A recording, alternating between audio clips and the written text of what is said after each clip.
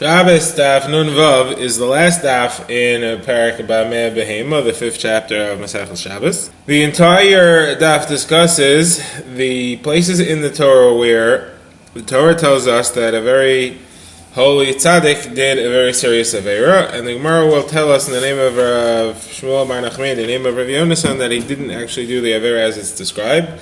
Some he didn't do an avera at all, and some he did something wrong, but not quite as serious as that. The type of things that he did that wouldn't be considered an avera b'yas at all. We already started this program of discussing these averos. We already discussed the supposed sin of Ruvain. Now we have less to discuss. We've also discussed the sons of Eli. Now we have left to discuss today's daf, the sons of Shmuel and King David and Shlomo Melech and King Yoash. So we have the sons of Shmuel and 3 kings. Now again, for each of them, we will have Shmuel Bar Nachmani in the name of Rav Yonasan, who will tell us that they didn't do an avera. He'll prove from a pasuk that they didn't do a serious avera, at least, and then he will explain what they actually did do and why it says they sinned. And some of them will have some discussion about it. We'll begin with the sons of Shmuel, where we have a machlokas tanaim as to whether he sinned or not. So first of all, what exactly happened? So there was a point in history where Shmuel had a nevuah, a prophecy from Hashem, and Eli wanted to know what it was, and Shmuel did not want to tell him. Eventually he did. And Eli cursed him and said, if you're not going to tell me, then you're going to end up with kids like my kids. Well, he did tell him, but Shmuel still ended up with kids like Eli's kids, and we just discussed yesterday on the daf the sins that Eli's kids had committed or been responsible for, and about Shmuel's children it says that Shmuel's children did not go in his ways. So the Gemara says, or Shmuel Bar Nachman, he says the name of Rav Yonasan, they didn't go in his ways. Shmuel was an exceptional tzaddik. They may not have been as holy as he was, but that doesn't mean that they did as terrible a sin as they are accused of. And what are they accused of? The pasuk says, "Vayitu acharei habatza." They turned after money, and they took bribery, and they perverted justice. So he says, okay, they didn't do his greatest, their father, but they didn't actually pervert the justice. What did they do? So Shmuel, their father, used to travel all around the country. It says, he made a yearly circuit of Beisal, Gilgal, Mitzvah, and he was judging everybody along his way. But his sons didn't do that. They stayed at home and they made the litigants come to them. What was the reason that they did that? So Gemara says, because they had scribes and they had court messengers who they paid to write up legal documents and to deliver them. So by hiring them, by them not traveling, they were able to pay these people so that they had work. Now, the Gemara also says, Rashi says, that this was considered a sin because the reason that they stayed home was primarily in order for them to take care of their own business interests, which was totally legal. It was completely legit, but because they didn't do what their father did because of monetary gain, they consider it a bribe. It's called a bribe for their level of holiness. Okay, now we have machlokas tanaim whether they actually did a sin or not. We'll see the first few opinions that they didn't and the last few that they did. So, first of all, we have a statement of Rabbi Meir. Rabbi Meir says what they did is they explicitly requested their portion of Meiser. They were Leviim, and they were therefore entitled to take Meiser, but you're not supposed to go ask, and they went and they asked. And the people felt responsible to give it to them because of their status, and therefore the other Leviim didn't get as much as they could have. So that was considered to be an improper thing to do, but it wasn't quite the sin that it's being described as. The next opinion is Rabbi Yehuda, who says all they did is that they gave merchandise to people to go sell for them, and they gave them a share of the profits. Nothing illegal about that, but when those people came to court in front of them, they were predisposed to rule in their favor, which was not correct justice. Rabbi Kiva says they actually did sin. They forcibly took Meiser. that's illegal. And Rabbi Yossi says not only did they forcibly take Meiser, they forcibly took the Matnas Kahuna, the gifts for Kohanim. They weren't even Kohanim. The Gemara now turns to the potential sin that David HaMelech is accused of. There are actually two sins that he was accused of. One is the incident with the Bathsheba, and the other one is where he accepted Lashon Hara, a slanderous report about Mephibosheth. So the Gemara will discuss them one at a time. First of all, the sin with Bathsheba is as follows. Bathsheba is a married woman. She was married to Uriah HaChiti, one of the soldiers from David's army. And while Uriah was away in war, she was seen by King David, and he desired her, and he felt it was correct to be with her, and he was, even though she was married. And then later what happened was that he recalled Uriah from the front, he sent him home, Uriah refused to go, then he sent Uriah to the front lines where he was killed in war. Now the Gemara, Shmuel bar Nachman, the name of Rav Yonason, says he didn't do any Aveira. There are potentially two Averas here. First of all, he was together with Bathsheba when she was married. Second of all, he then sent Uriah to the front where he was killed. That could almost be considered to be murder. And what actually happened then was that the prophet, the Navi, Nasan, came and rebuked David, and he said that you have two potential Averas here. First of all, there's murder, and second of all, there's being with a married woman, there's adultery. So Rav Shmuel bar Nachmani says the name of Rav Yonason, he didn't do anything wrong. Whoever says he did something wrong is one big mistake.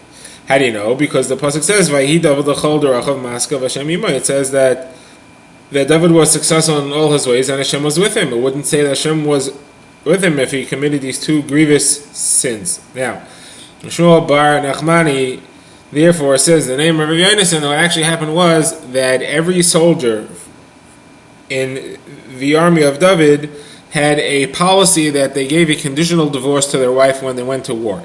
The divorce said that if they don't come back from war, then they are divorced from now, from the time that they received the document. The reason for that is that they should be divorced instead of widowed, so they shouldn't fall to Yibam. And if the soldier never comes back and does not know what happened to him, they shouldn't be an aguna, they shouldn't be stuck and unable to remarry. So when Uriah didn't return from war, Bathsheba's wife was retroactively divorced from before he left, and therefore at the time that David was with her, she was a single woman. That is Shmuel bar Nachmani's defense. The Gemara splits it up here, so I just gave it to you as one.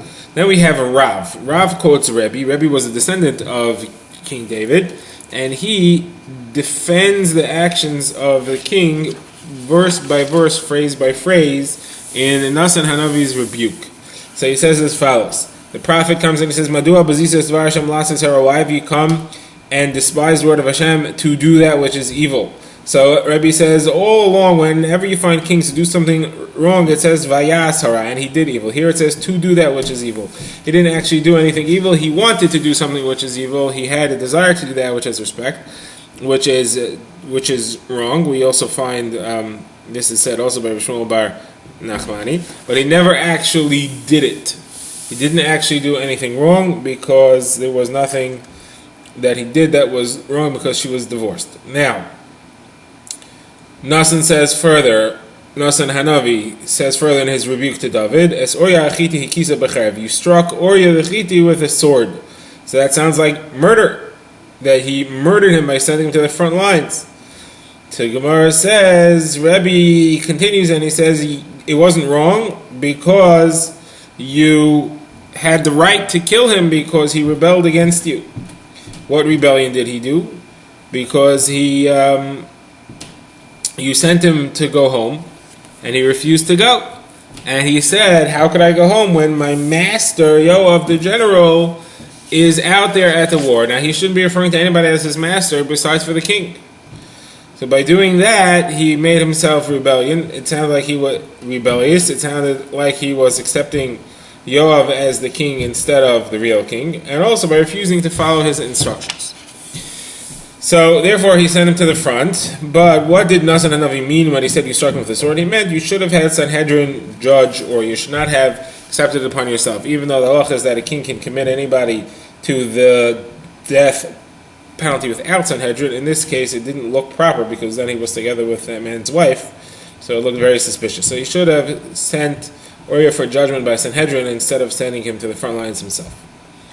Okay, now the Gemara expounds upon this custom that the soldiers all had to give a bill of divorce. Where was that learned from? So Gemara says, when King David himself was a child, he was sent to the front to visit his brothers there, and his father Yishai sent him, take these 10 new cheeses and bring back arubasam. Arubasam, the word means their safety, but the Gemara understands it as arubasam means dvarim ha'me'uravim beinoy leveina, matters between him and her, meaning bring back their bill of divorce, their get, because many times the soldier would not have a chance to write the get before he left, and therefore he would send it back home with a shliach, with a messenger. Okay. Now, Rebbe proves further. He expounds more of what Nassan says that defends the actions of King David. He said to him, you have slain him, you killed Uriah with the sword of the Ammoni, meaning the enemy killed Uriah, but you are responsible for it. So Rebbe says what he means to say is that you're not responsible for it. Just like you can't be held accountable for those that are killed by the enemy, you're not responsible for Uriah's death because he was killed by the enemy. You're not responsible for it at all. Okay, now the Gemara explains how he was rebellious. Now, this is the defense of Rav Shmuel Bar Nachmani, and it's the defense of Rebbe. Now the Gemara says Rav himself, who up to now was quoting Rebbe, gives his own defense of David, and he says that there were actually 2 sins that David did. He's not really defending him, but he says that there were 2 sins that he did because later on in Tanakh,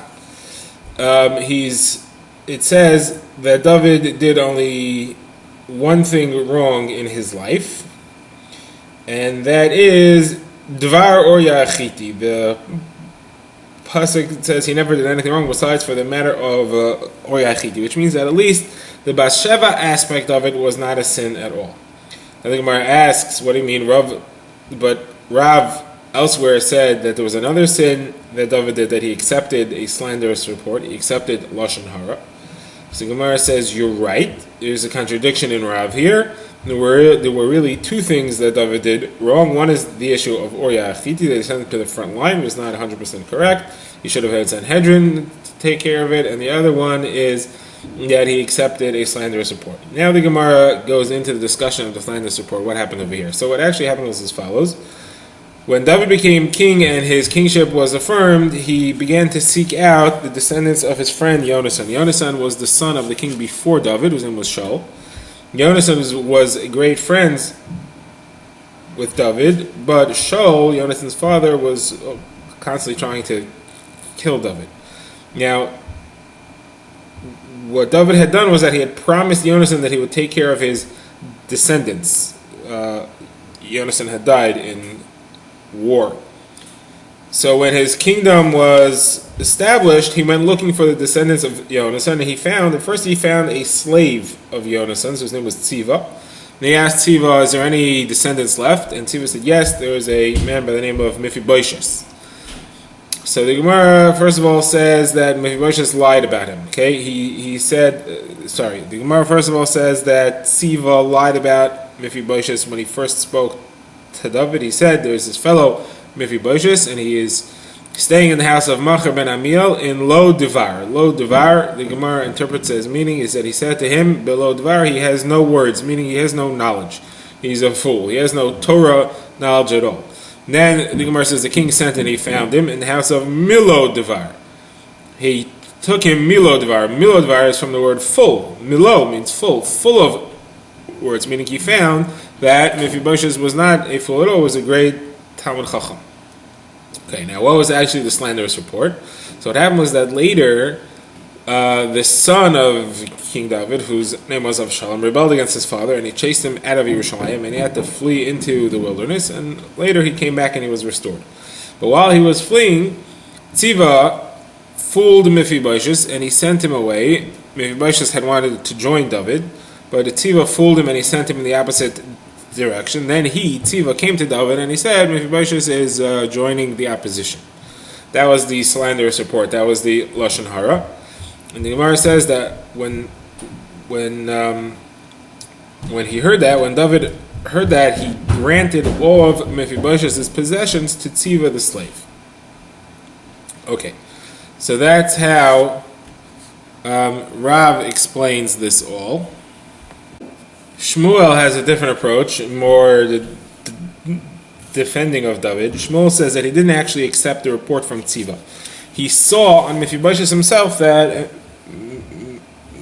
he had rebelled against him. What did he see? Because when he came back, when he was restored to the kingdom, he saw that Mephibosheth had not groomed himself. He seemed to be in a state of mourning. His mustache was overgrown. He wasn't washed.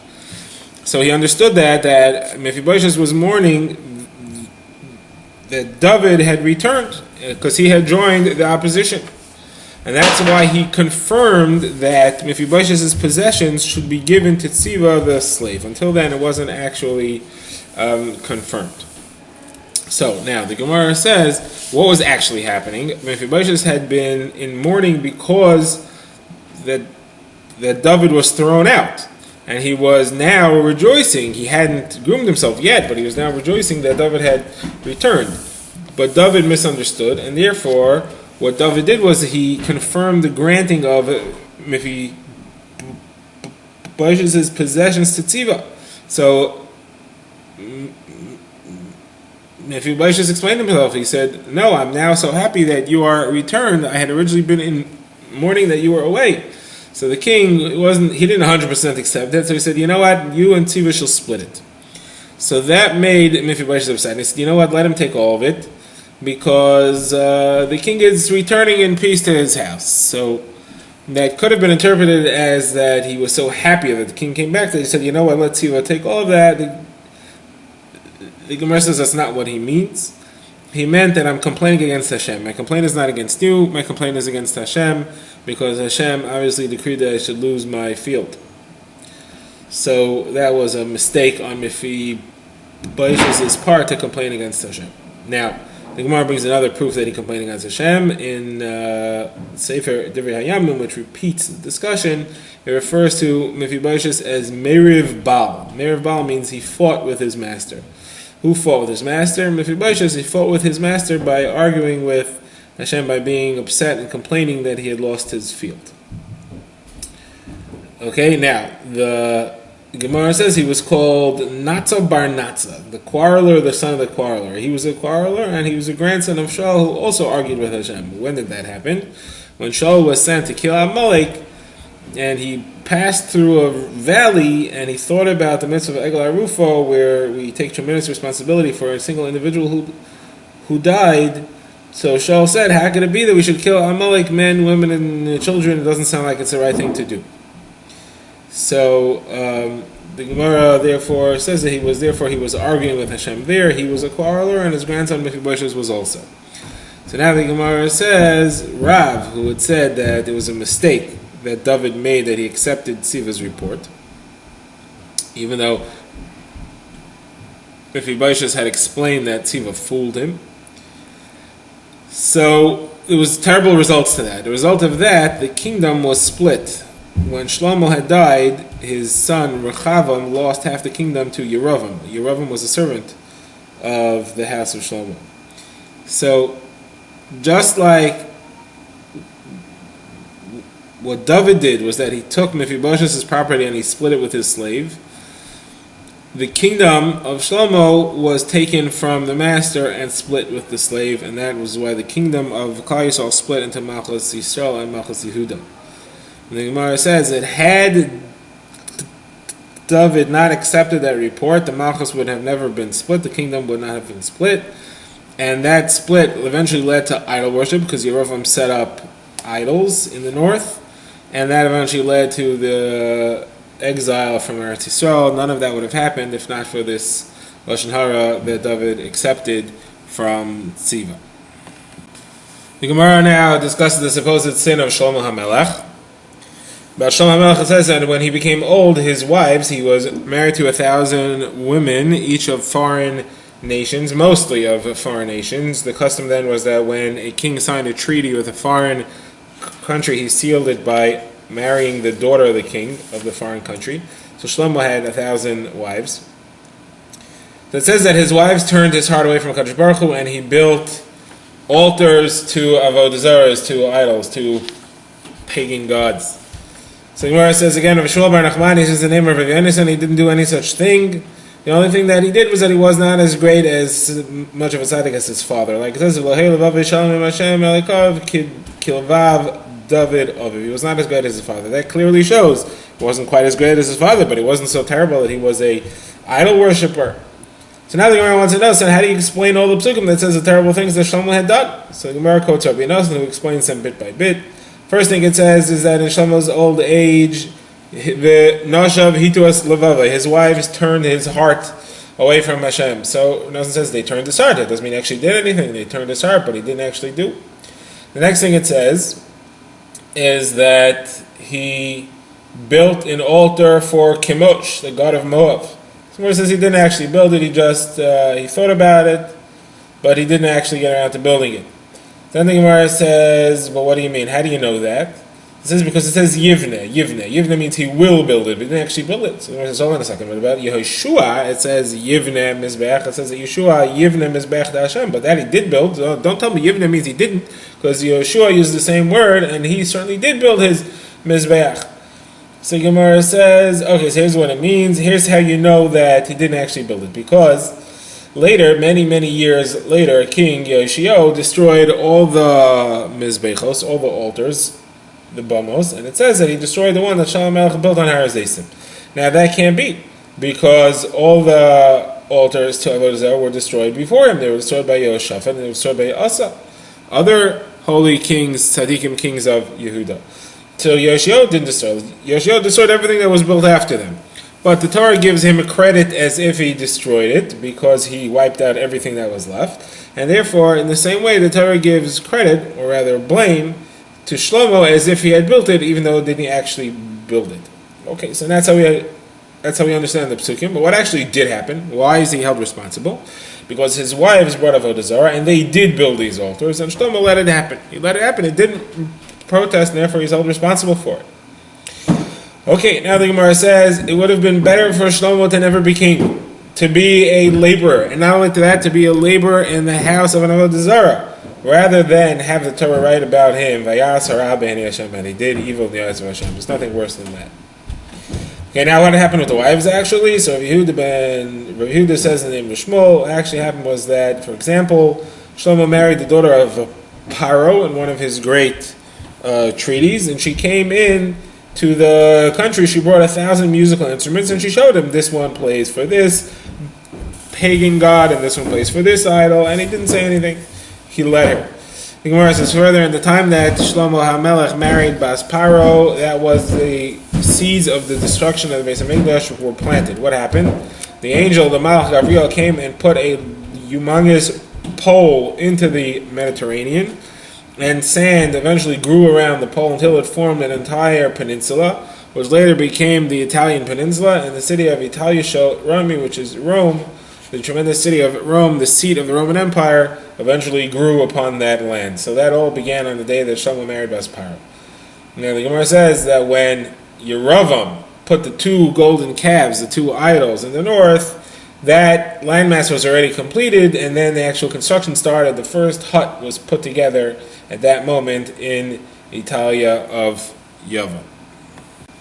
Okay, now the Gemara shifts to the potential avera of King Yoshio. Now, Yoshio never says that he did anything wrong. What it does say is that he did tshuva.